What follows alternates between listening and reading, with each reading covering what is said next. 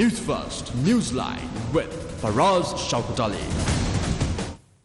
And top of the week to you, this is NEWSLINE Live. We're broadcasting from the Newsfirst studios in Dawson Street in Colombo. And our car park looks chaotic this morning, but that's because the Natal Kalape, the Christmas zone, has come to an end. And what a successful 3 days it was.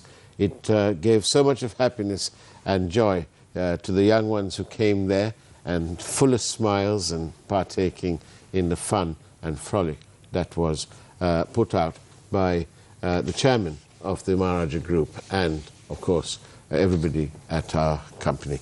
It was excellent, well done to everybody, and nice to have seen so many people out there. Wonderful.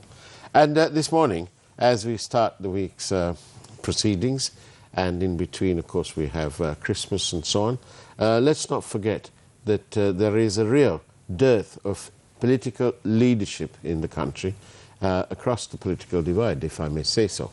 And to discuss that and a little bit more, we've got with us here a stalwart supporter of the Sri Lanka Freedom Party, Mr. Kesaralal Gunasekara. Very good morning to you, Kesaralal Gunasekara. Very good morning, Faraz. And therefore, my question to you is, nearly 15 years after having left office, or nearly 15 years after having left office, has Chandrika Kumaratunga achieved what she set off to do? What has Chandrika Kumaratunga got to do with present 2019? The destruction of the Sri Lanka Freedom Party. It's been reduced to almost nothing. Parties go through this process. Even the UNP has gone through that process. As to whether you're asking me a question whether it has come down to the lowest level. Yeah. I don't think so. But the UNP wasn't split up and they didn't do all sorts of jolly things. The party has been the party. Rather dictatorial at times, but it's been the party. At all times. Okay, at all times. Well, for the last 25 years at least. But what about the SLFP? It's the new boys on the block have walked away with all the spoils. Have decamped. Have they decamped? Yeah. But why? Well, it all depends. I mean, maybe Prime Minister Mahinda Rajapaksa was of the opinion that new thinking, a new party is required. It's on that that most of these people joined him. But as to whether the SLFP will die a natural death, no, I doubt it very much. The Great Point says that the SLPP will be contesting the forthcoming parliamentary elections under their name and their style. Yeah. So where does the SLFP fit? I know it all depends, because before the presidential elections there were so many rounds of discussions as to how we would fight the general election. Yeah. If those decisions are not implemented, well, it's left to be seen as to how the people would react. Mm-hmm. But SLPP on its own may feel that they can go on their own as well. I mean, in fairness, I must say that. They may feel they can go on their own. But isn't it amazing? The SLFP is much about Bandaranaike policies or Bandaranaike ambience, right? And that's why I asked you whether Chandrika is resting happy now. Because this party, founded by her father, who was, of course, a crossover from the UNP. So the UNP training and all that business. So it's always second class, if you like, the SLFP. Would that be wrong in saying second class? No, I don't think so. But Mr. Bandaranaike crossed over from the UNP. Maybe for different reasons, I do not know. But I still feel that you asked me a question as this SLFP is about Bandaranaikas, where the UNP is about Senanaikas and maybe Jayawardhanas to some degree. That's still the case. So that's the nature of That's the nature. political Sri Lanka. That's the nature of political Sri Lanka. Maybe now SLPP, who knows, one fine day, people ask, is this only Rajapaksas? Well, that's a legitimate question. Yeah, I mean, it's always. So in hindsight, I feel that maybe the new thinking is that you need new people, the importance to various programs, etc. And for that, the best is to have a new party and move forward. And that's what's happening. Then that's exactly what is happening. And so all over the world, things are changing. But the SLFP, the other grand old party, is down in the doldrums. As I said before, they can always come down. They can always come down, and at the same time they can always come up. How are they going to come up this time? We don't know. Do you think they'll sort of reach out to the Rajapaksa bandwagon and say, look, let's do it under the SLFP? It all depends on how the next election is fought. It depends on that. If they try to move away from the SLFP, I don't know as to whether that would happen.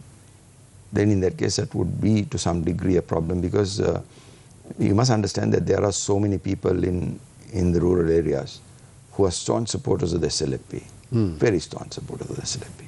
They would not budge an inch from the SLFP, so unless the SLFP is part and parcel of any alliance that is coming. So do you think that's why the majority voted for President Nanda Sena Gotabaya? At least majority of the SLFP voted for the president, which is a fact. And so whilst you hope that things will come back, what's your take on the current administration then? Well, they have done good things. There are certain moves. I think one such move. Earlier, ministers used to have their as their personal staff, their kith and kin, the wife, the son, the daughter. All this. Now the president said ministers did have the mistress. So the president has put an end to that, and he said, look here, you cannot have your own kith and kin in your personal staff. That's a good change, and it's left to be seen as to how it is being implemented. Then in the subject of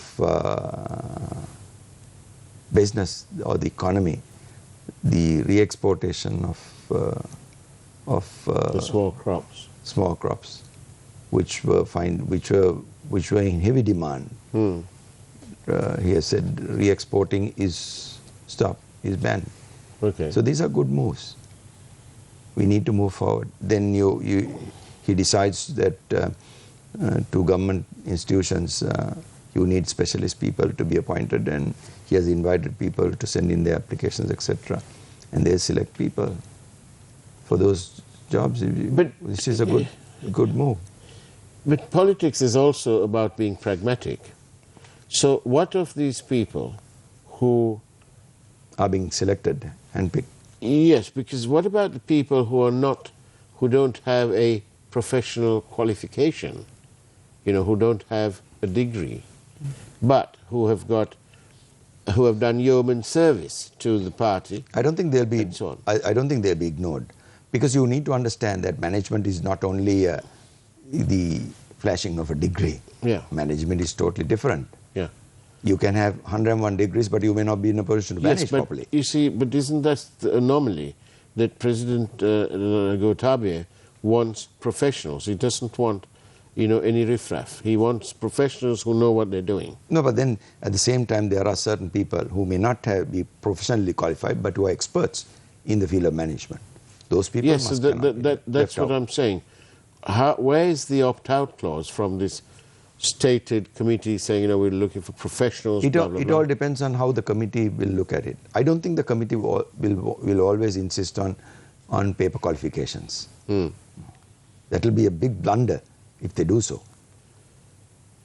Okay, so they are being pragmatic as well, do you think? They should be pragmatic. They should be But we pragmatic. saw recently the appointment of somebody who's always been associated with the Rajapaksa name, and he was appointed from previously being on a board and so on, at airport and aviation and so on. It was appointed to the personal staff of the Prime Minister, which I thought, when you're analysing it, because, you know, with these things you have to look into it. And when we looked into it, I thought to myself that the Prime Minister's had a conundrum.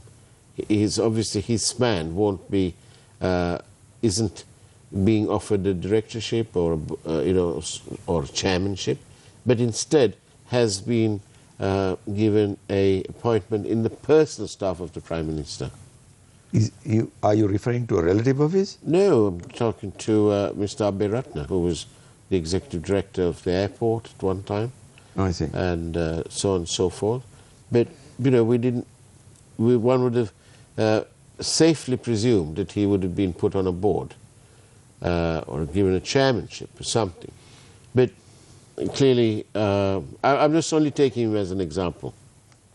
Maybe the Prime Minister thought that he can better serve in his personal staff. Oh, so there's no, you don't think that there's some sort of disagreement? No, I don't think so.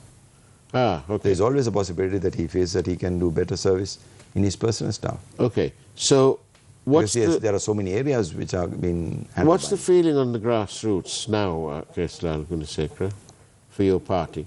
For everybody. For everybody. Whether you're SLFP or SLPP. Let's say it's one family. It's too early because it's, I mean, take this present government, which is not just 1 month. So it's too early to comment. No, but what about the parliamentary elections? People like you must be very busy. Well, as to whether the parliamentary election, of course, will be somewhere around April, I feel. Yeah. Because the earliest it will be March, and elections will be most probably April, mid-April or so. Right. But there is still time, because in today's context, the days are not moving. It's only about 3 months. Yeah, but the days are not moving that fast. Really? Yeah. You can see that. Goodness me. You can see that. But as citizen Gunasekara, honestly, you know, as citizen Gunasekara, living as you do in genteel land of the quick, Mahlavidya, do you feel more comfortable in terms of security and so on? You know, bearing in mind that Christmas is coming and, you know, people's minds, whether you like it or not, is going towards a security situation? Of course, as far as I'm concerned, there was never an issue with regard to security.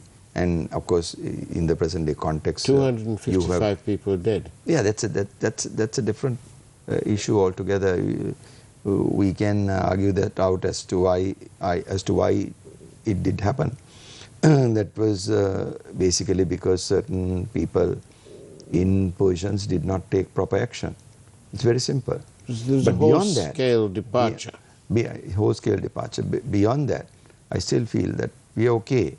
But certain incidents have definitely not put the correct signal on track. You know, the arrest of a former minister. Yeah. Which I don't know, doesn't look good at all. Right. Why do you say that, Keslal Gunasekara? Because the law is the law is the law. You just because you're an inheritor of power and money and influence, an inheritor even, doesn't give you the right to circumvent and bypass the law is the law is the law. No, the question. What's wrong? I do not know as to how we can classify this, because this is a situation where somebody has come and knocked a vehicle. Yeah, it's a hit and run case, but the question is this: hit and run is where you purposely hit somebody or accident hit somebody And you don't stop. And you don't stop. Yeah. Somebody else comes and hits you from behind, then you still call it hit and run.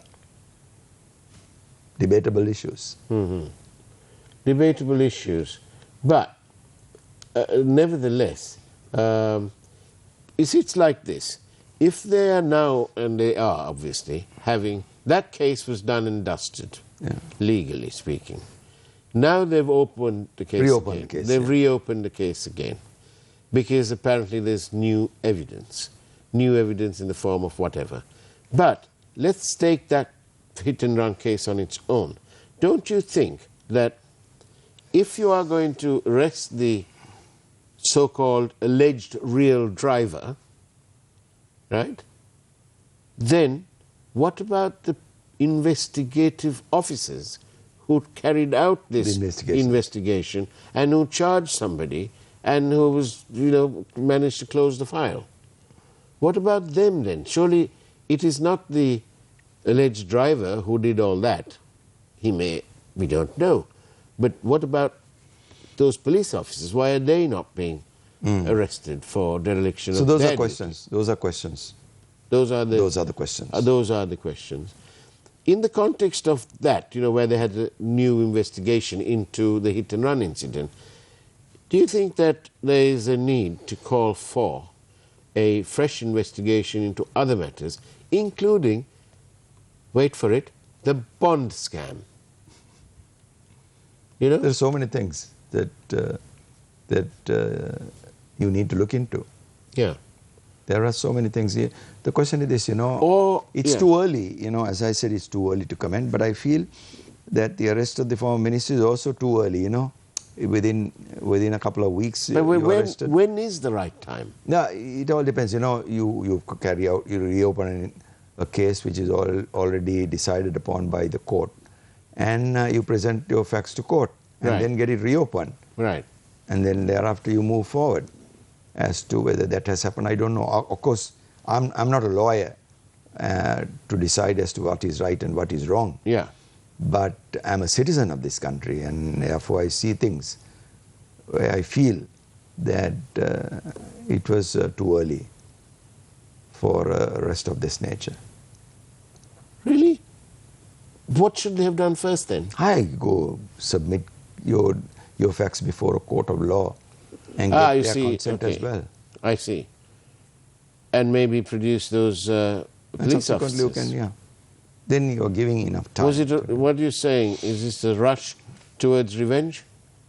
I don't know. But of course the President himself has said that, look, he had nothing to do with it. Somebody else is involved in it, and it appears that somebody else is involved in it. But we all speak about the President, the President, the President. But we're forgetting this 19th Amendment. Several provisions of the previous powers of the President have been clipped. So why are we still going on about the President? No, but I'm just quoting what he said. Yeah. Because the assumption could be that he's involved in it. But he has said categorically that he had nothing to do with it, and get the law to take its own course. Somebody is being very technical, and do send us your questions in on Newsline Live. It's your program. So send us your questions by SMS 0772 300 305, and a card will come up on your screen now, like it is now. There you go. Somebody is being a little bit technical.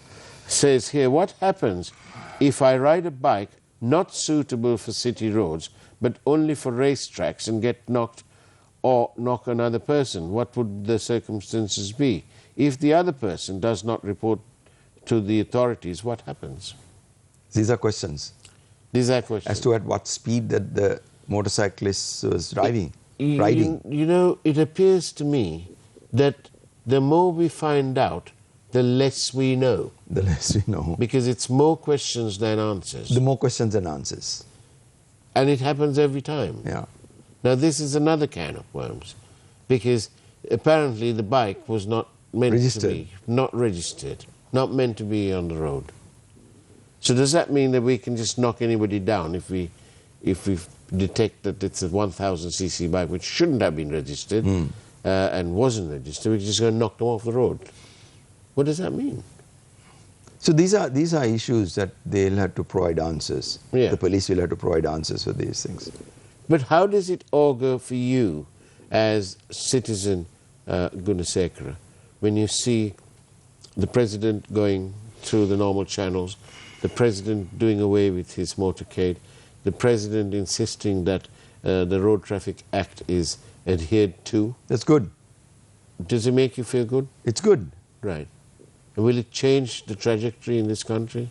Now, what I mean is, in fact, I have always been wondering that why should some of these ministers have, say, 5-6 vehicles with people waving their arms at all other vehicles and asking them to stop for them to pass through?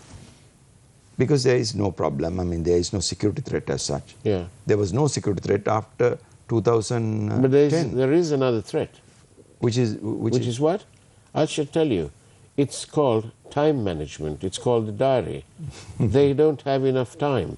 And so they use their security to try and get past the traffic because they're late. They're always late.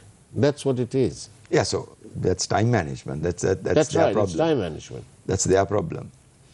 So that is their problem. So now, not the fault of the motorists who are using the road. Yes, but now it's fine. But do you think that's a good move?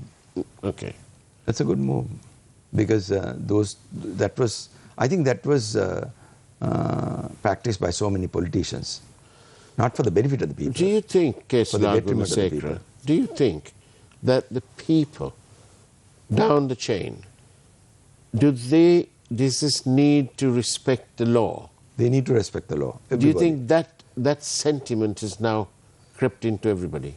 It has to, because gradually people will have to see through this. I mean, you have to abide by the law. Right.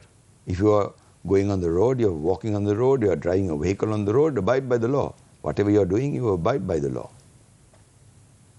So you have to be very methodical. You can put your pen there and your phone there and your glass here. Yeah. And, it's going to be all methodical. Methodical is good, being methodical. Is this because we've got a war-winning defense secretary now as our president? Do you think... I'll ask you the question up front straight. Do you think people are frightened that it is out of fear that they're complying? That depends. That depends. But even if they are complying out of fear, isn't that a good thing? If they're complying out of fear? Yeah. Well, no sooner he's not there, that means they're not going to comply. Is that what you mean? Well, hopefully... I always believe, I've always maintained this. You need laws, regulations, procedures which are being acted upon by the people at all times. Whether X is the minister or Y is the minister or Z is the minister, they must be acted upon. If there is no such action taking place, then in that case there is something wrong with what is being brought in. I see. So whether we say I am a minister, and when I am there, certain things are happening, but no sooner I am not there, it's not happening. That's my failure. That is my failure. It must. We must ensure that it gets into a system. It's a system that has to run. You have to see whether the system is not running or not. That's all. It's a system. It's on its own, the system. In other countries, it's a system that runs. We talk about other countries and all that business, but we're only taking one or two. We're taking those things in dismembered bits. So many. We don't have, the whole problem is we don't have systems in place. At each and every time, it is the Prime Minister, the President, the Minister, the Mayor, or somebody giving instructions at all times. Why? Because you don't have systems in place. If the system is doing well, if the system is running well, you have no problems. But how do you ensure that you put the right systems in? Yeah, that is what Parliament is for. And you bring the systems. Do you think that the 19th Amendment needs to be fine-tuned, tweaked? It's a debatable issue. But maybe so many minds must be put together and then a discussion, a broader discussion. She needs amending. I don't say that it needs amending. Maybe to revisit is okay. Right. You can revisit and see as to whether certain things need to come back or something like that. But we ended up in a constitutional crisis thanks to that. With regard to the 19th Amendment of the Constitution. Yes, yes. That is because certain changes are made in Parliament And at the committee stage. exactly, you see, that's a good point, because they brought it in and then suddenly brought something else in. And That's a fault of the rulers at that time. they all, bar one person, voted for it. Yeah, because at that time the thinking was that we need to support these amendments, etc., and then push through. That was the idea behind. But then the Prime Minister secured for himself Yeah, much don't of the forget power. one thing. So many people who voted for the 18th Amendment voted for the 19th Amendment as well. Yeah, well, that's laughable. I mean, that is Sri Lanka. Okay, so let's see if we can take some more questions here. Here you go. The Bandanaka era is over, as proved in the local government and presidential polls. Agree or disagree? Let me put it this way. Yeah. Eras cannot be wiped out in that manner. Eras cannot be wiped out. Whether it is the Senanayaka era, or the Jayawardena era, or the Bandanayaka era, those things still stay with the people. Here's the minds another of the question. people. Here's another question. Why Champika? Why not take up the cases of Lasanta, Tajuddin, and the other journalists? All those cases, including all those cases, I feel. Here you go. Hit and run means what it means. You hit and run. How is it in singular? The normal law is the person who hit is the one in the fault. It's a valid question. So it's in this case, it's the bike that has hit the vehicle. Yes. Because the vehicle didn't stop and it just put it onto the main road. And so there should have been a legitimate expectation that you may well be hit from somewhere. No, the question is this. It all depends on what you see. You know, if a vehicle is traveling at breakneck speed, I will not mention the speedometer reading. I say breakneck speed, then within a matter of second, you can travel 100 meters or so. Right. So if that is the case, you are in serious trouble, because that person can see only a reasonable distance, and then you put the vehicle in, and then you come and bang. That's all. We're in our last minute. Whenever you ride a vehicle, Yeah. whenever you drive a vehicle, you need to understand that you must have full control of the vehicle that you are driving or riding. If you don't have control, you are in trouble. This is exactly what has happened. It's actually the same problem with our politicians. If they have control, we'll be fine. It's when they go out of control and they start dipping into the pie with their grubby little fingers, that's when the trouble starts. So You're correct. So when you must be very busy, because you must be preparing for the parliamentary elections. Well, what preparation? Or 40 years ago, it was just nothing much more than Yes. sand. Yeah, desert. All right? Look at them today. Yeah. It's a kingdom. Yeah. There's none of this business about democracy and human rights and all sorts of things being championed, and religious rights and this rights and all that. And look where they are today. And they didn't have all that much of oil, by the way. Look at Sri Lanka. Here we've got people talking about democracy, people talking about human rights, the right to do this, the right to do that. Look at where we are today. The international, our geographic location is supposed to be spot on. So it's a clear case that we have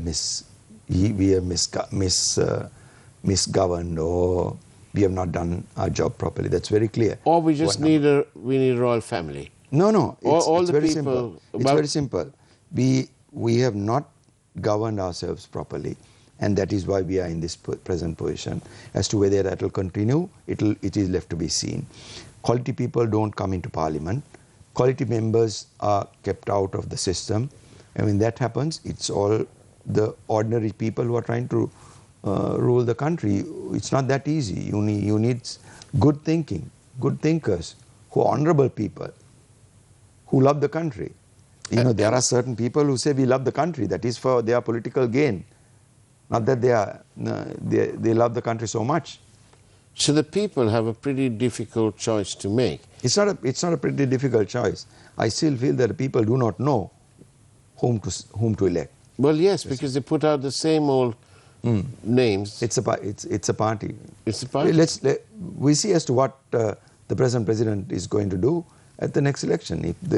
If all these people who have so many allegations against in the past. I think the multi-billion-dollar question is, will Brother Mahinda allow the president to get on with his job? It's left to be seen. On that note, Kesal Gunsekar, thank you very much for your time on Newsline Live. And that's the way it was. Take care, have a wonderful week ahead, and wonderful season too. And of course, God bless.